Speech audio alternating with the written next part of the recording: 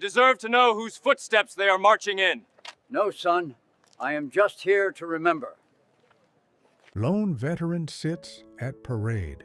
What 47 Marines do next leaves crowd speechless. The crisp November morning air carried the scent of fallen leaves as 97-year-old Arthur Jenkins slowly made his way to his usual spot along Main Street for the annual Veterans Day parade. His weathered hands gripped his wooden cane, each step deliberate and careful, as his frail frame moved beneath a worn brown overcoat that had seen better decades. Arthur's chest bore the weight of history, 5 medals pinned with military precision, their ribbons faded, but their significance undimmed. The Silver Star, Bronze Star with V device, Purple Heart with 2 oak leaf clusters and campaign ribbons from 3 wars told a story that few people alive could match. World War II, Korea, and Vietnam. Arthur Jenkins had answered his country's call in each conflict, serving with distinction for over 30 years in the Marine Corps. Despite his decorated service record, Arthur sat unnoticed on the metal folding chair he had brought from home, positioned at the edge of the crowd, where he could see the parade without drawing attention to himself. At 97, he had outlived most of his contemporaries, and the faces around him belonged to generations who knew war only from history books and movies. The parade route was lined with families holding small American flags, children perched on their fathers' shoulders, and veterans of more recent conflicts wearing their service caps with pride.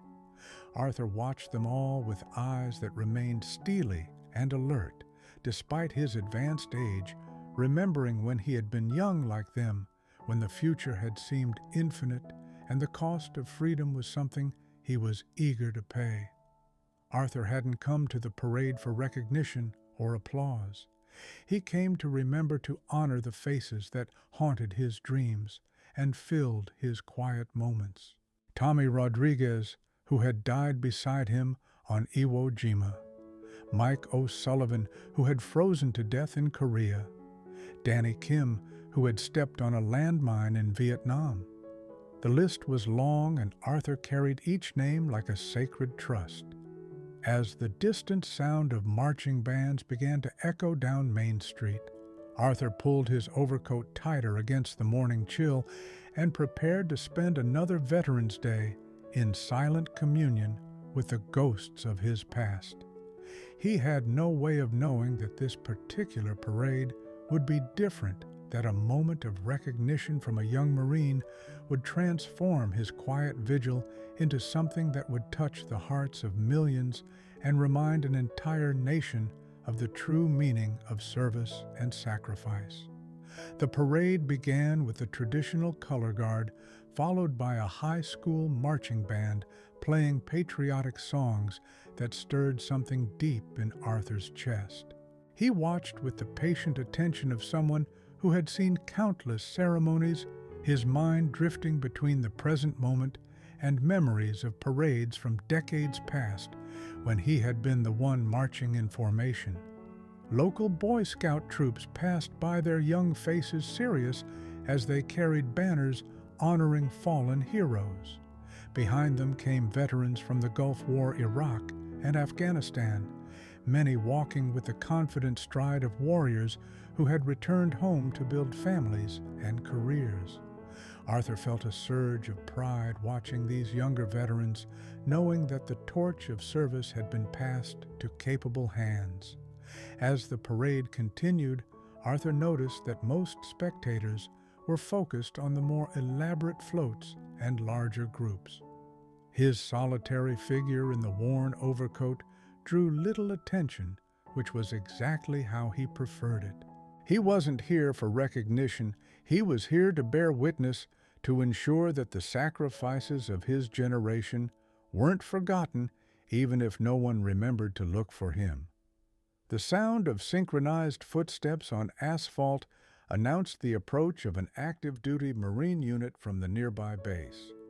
Company B, 2nd Battalion, 3rd Marine Regiment was marching in perfect formation, their dress blue uniforms crisp and immaculate, their bearing reflecting the pride and discipline that had defined the Corps for nearly 250 years. Arthur straightened in his chair as the Marines approached his old habits, asserting themselves despite his age. Even after all these years, the sight of Marines in dress blues stirred something primal in his chest, a recognition of brotherhood that transcended time and circumstance. Leading the formation was a young corporal, barely 20 years old, with fresh stripes on his sleeve and the eager intensity of a Marine who had recently completed his training. As the unit drew closer to Arthur's position, the young Marine's eyes swept the crowd in the professional manner he had been taught, maintaining awareness of his surroundings while keeping formation. It was then that the corporal's gaze fell upon Arthur, and something made him look more closely. Perhaps it was the way the old man sat with military bearing despite his age, or the glint of metal from the medals on his chest. Whatever it was, the young Marine's trained eye recognized something that made him take a second look. The corporal's step faltered almost imperceptibly as he read the ribbons on Arthur's chest. Silver Star, Bronze Star with V device, Purple Heart with oak leaf clusters, campaign ribbons from 3 different wars. The young Marine's eyes widened as he realized he was looking at a living legend, a warrior who had served with distinction when many of the current Marines' grandfathers were still children. Without breaking formation or missing a step, the corporal made a decision that would change the entire dynamic of the parade. As his unit drew directly parallel to Arthur's position, the young Marine turned his head toward the elderly veteran and rendered a crisp, perfect salute. The gesture was subtle but unmistakable. Arthur, surprised by the recognition, slowly raised his hand to return the salute, his movements careful but precise despite his age. For a moment, time seemed suspended as the young Marine and the old warrior acknowledged each other across the decades. But the corporal's salute had not gone unnoticed by his fellow Marines. One by one, as they passed Arthur's position, each Marine in the formation turned to render their own salute to the decorated veteran sitting quietly on the sidewalk.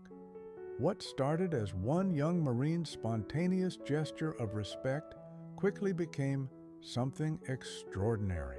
As each member of the 47 Marine formation passed Arthur's position, they turned in perfect synchronization to salute the elderly veteran, creating a moving tribute that began to capture the attention of nearby spectators.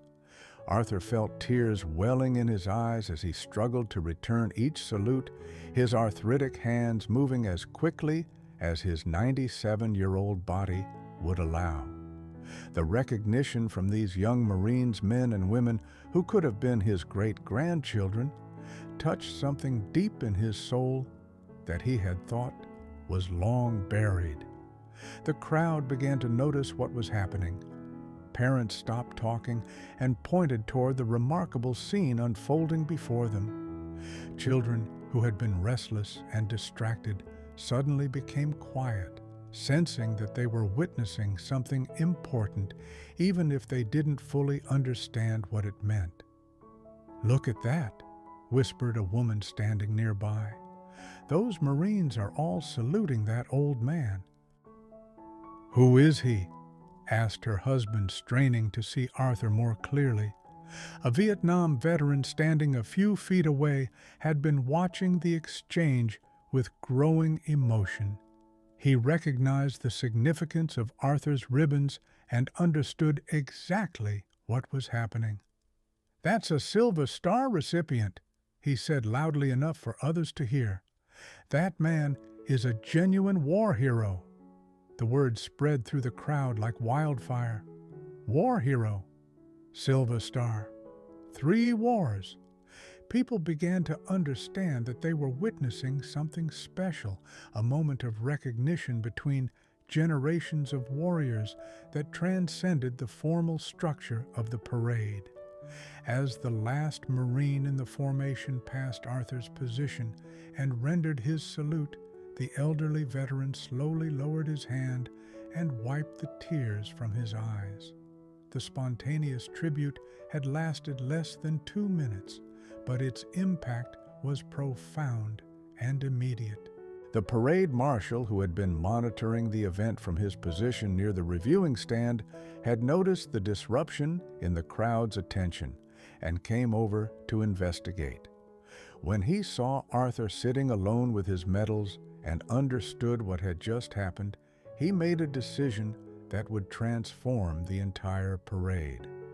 "Sir," the marshal said, approaching Arthur with obvious respect, "would you be willing to join the parade? I think the community would be honored to have you lead us." Arthur looked up in surprise, his steely eyes reflecting confusion and humility. "Son, I'm just here to remember my friends. I don't need any special attention." "Sir, with respect, this isn't about what you need," the marshal replied. "This is about what the community needs. Those Marines just showed us something important, and I think we should honor that." Before Arthur could protest further, the young corporal who had initiated the salute broke from his formation and approached with 2 of his fellow Marines. "Sir," the corporal said, coming to attention before Arthur, "Corporal Martinez, United States Marine Corps, would you do us the honor of leading our formation?" Arthur studied the young faces before him, seeing in their eyes the same dedication and courage that had motivated him and his comrades decades earlier. These weren't just Marines asking for a favor, they were the inheritors of a tradition that Arthur had helped to build and preserve. "I don't know if these old legs can handle marching," Arthur said with a slight smile. "Sir, we'll be honored to assist you," Corporal Martinez replied. "We take care of our own." With gentle hands, 2 Marines helped Arthur to his feet and positioned themselves on either side of him for support. The crowd watched in amazement as the elderly veteran, flanked by young Marines, began to make his way toward the front of the parade formation. Word of what was happening spread quickly through the parade participants and spectators. The high school marching band, which had been preparing to continue down the route, stopped playing and turned to watch. Veterans from other units began to applaud, understanding the significance of what they were witnessing. As Arthur reached the front of the parade, supported by the 2 young Marines, the crowd erupted in spontaneous applause. People who had been sitting stood up, children waved their flags more enthusiastically, and veterans throughout the crowd came to attention and saluted. Arthur looked back at the sea of faces, young and old, military and civilian, all united in a moment of recognition and respect. For a man who had spent decades living quietly with his memories, the outpouring of support was overwhelming. "Ready, sir?" Corporal Martinez asked. Arthur nodded, gripping his cane with one hand, while the other rested on the arm of a Marine young enough to be his great-grandson. Together they began to move forward, leading the parade down Main Street as the crowd cheered and the band resumed playing. For the first time in years, Arthur Jenkins wasn't just remembering the fallen, he was celebrating the living and the unbroken chain of service that connected his generation to the young Marines who had chosen to honor him. As Arthur began leading the parade with the support of the 2 young Marines, the emotional weight of the moment began to take its toll on his 97-year-old body. The combination of excitement, physical exertion, and the overwhelming response from the crowd was pushing him beyond his normal limits. Halfway down the parade route, Arthur began to falter.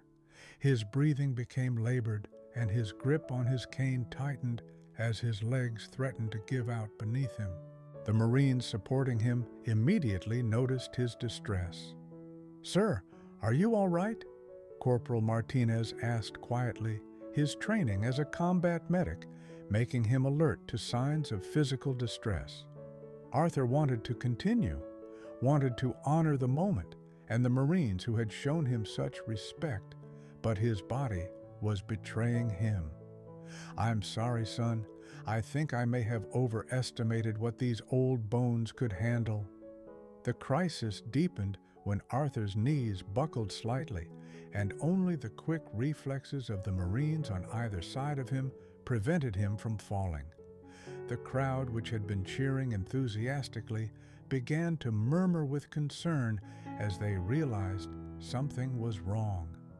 Corporal Martinez made a quick decision that demonstrated the adaptability and problem-solving skills that defined Marine leadership.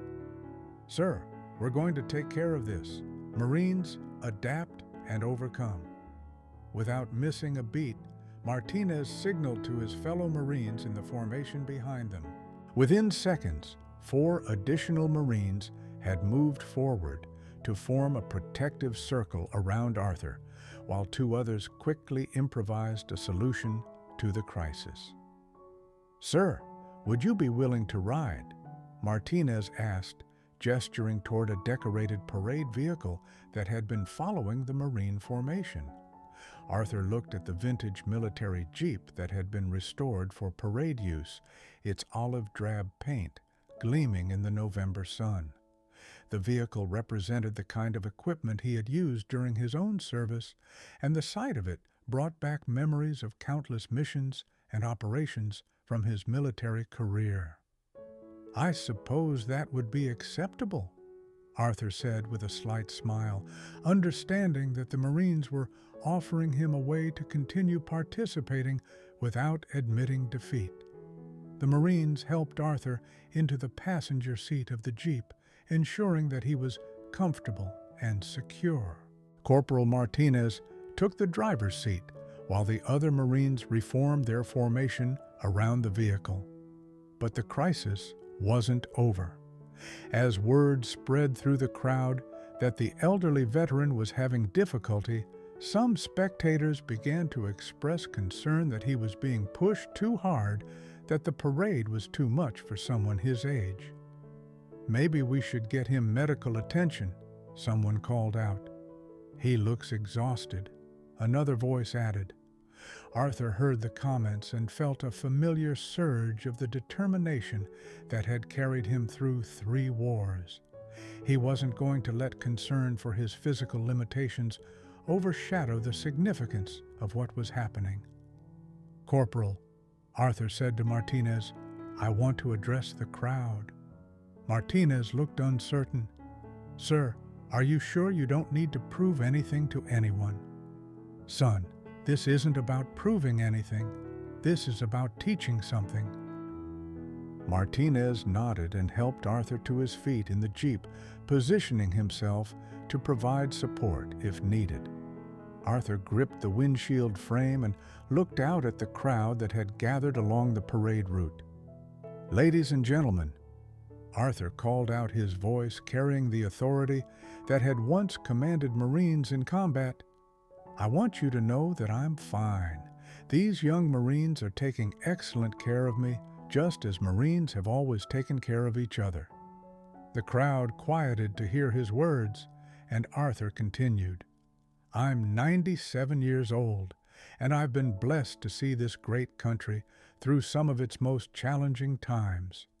Today, I'm seeing something that gives me hope for the future young Americans who understand the value of service and the importance of honoring those who came before them." Arthur's voice grew stronger as he spoke. "I may be old and I may need help getting around, but I'm still here and I'm still proud to be an American and a Marine. These young people are the future of our country, and if today is any indication, that future is in very good hands." The crowd erupted in applause, their concerns about Arthur's health replaced by admiration for his spirit and determination. The crisis had been transformed into a teaching moment that would be remembered long after the parade ended. As the parade continued down Main Street with Arthur riding in the vintage Jeep, surrounded by the 47 Marines, something extraordinary began to happen.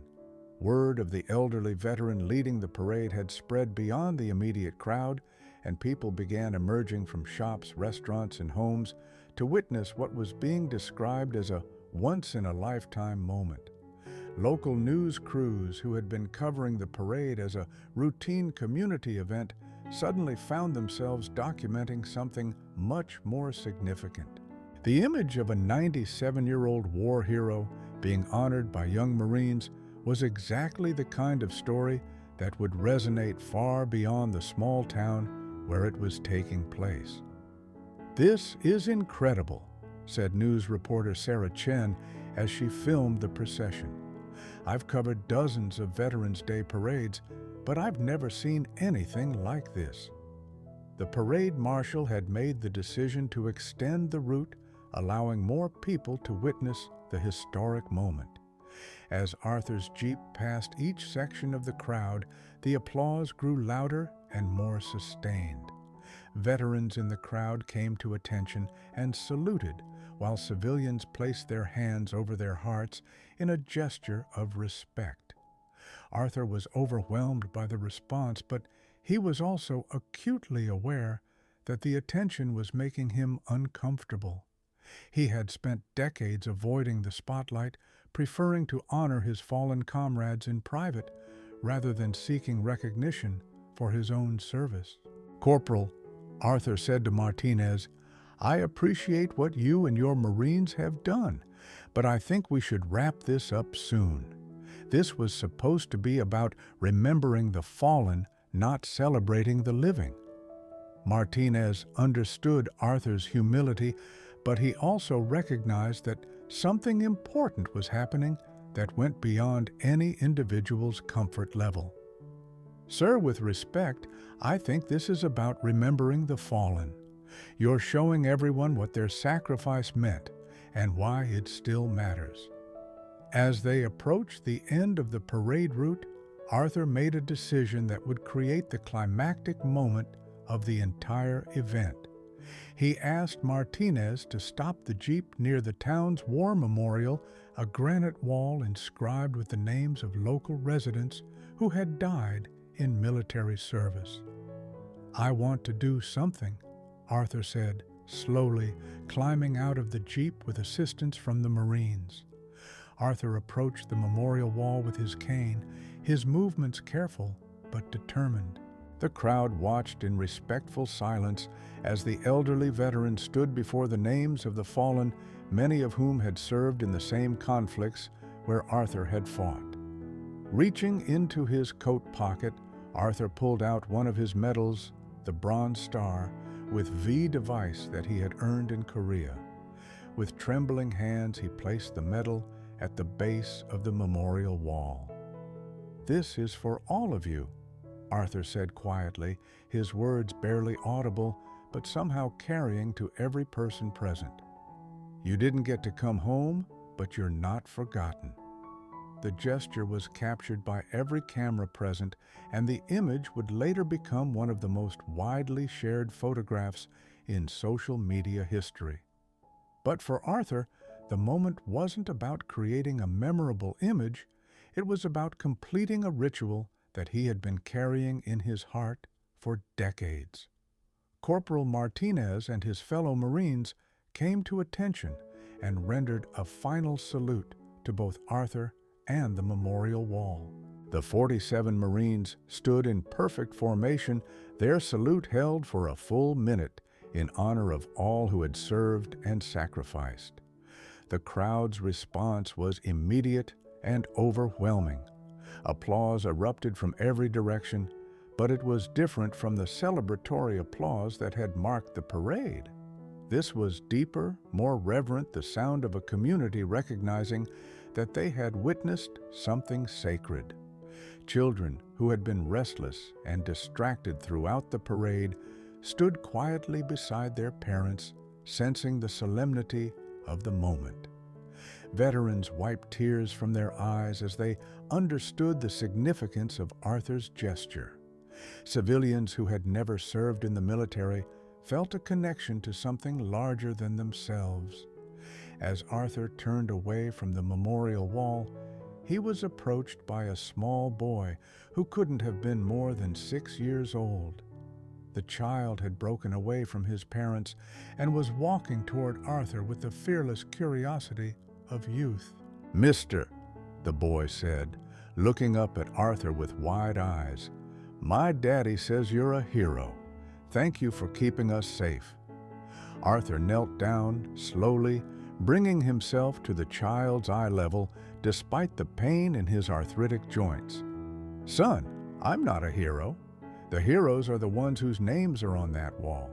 I'm just someone who was lucky enough to come home." The exchange between the elderly veteran and the young child created the final perfect moment of the day's events. It represented the passing of memory from one generation to the next, the continuation of gratitude and respect that would ensure that the sacrifices of Arthur's generation would never be forgotten.